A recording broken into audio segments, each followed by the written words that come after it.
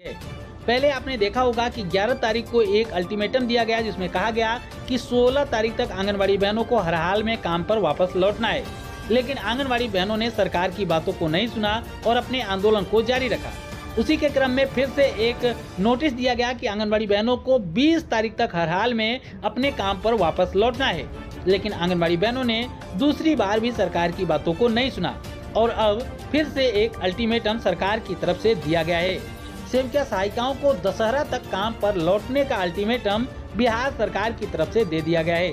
समाज कल्याण विभाग की तरफ से कहा गया है कि आंगनबाड़ी बहनों को हर हाल में दशहरा से पहले काम पर वापस लौटना है, यानी कि कल के बाद अगर आंगनबाड़ी बहनें काम पर वापस नहीं लौटती हैं तो सरकार ने कहा है कि सरकार उनके ऊपर कार्रवाई करेगी। यानी कि लगातार सरकार की तरफ से आंगनबाड़ी बहनों के ऊपर प्रेशर बनाया जा रहा है कि बहनें अपने आंदोलन को समाप्त कर दें और काम पर वापस लौट जाएं। असलियत में सरकारों के ऊपर प्रेशर है, विभाग के ऊपर प्रेशर है। जैसा कि आंगनबाड़ी बहनों के साथ एक बैठक में समाज कल्याण के मंत्री हैं मदन सहनी जी, उन्होंने भी कहा था कि सरकार के ऊपर, विभाग के ऊपर आंगनबाड़ी बहनों के इस आंदोलन की वजह से काफी प्रेशर है। यानी कि प्रेशर में सरकार है और यह सरकार चाहती है कि आंगनबाड़ी बहनें जल्द से जल्द अपने काम पर वापस लौट जाएं। लेकिन अगर सरकार चाहे तो केवल एक दिन में आंगनबाड़ी बहनें अपने काम पर वापस लौट सकती हैं।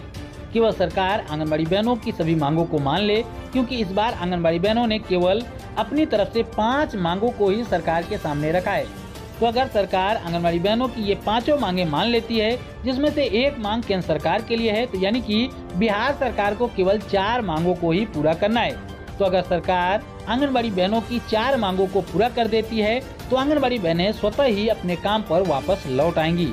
लेकिन सरकार बार बार दबाव बनाकर आंगनबाड़ी बहनों को काम पर वापस लाना चाहती है। इस बार आंगनबाड़ी बहनों ने यह ऐलान कर दिया है कि जब तक सरकार आंगनबाड़ी बहनों की मांगों को पूरा नहीं करेगी तब तक आंगनबाड़ी बहनें काम पर वापस नहीं जाएंगी, चाहे उनके ऊपर कोई भी कार्रवाई की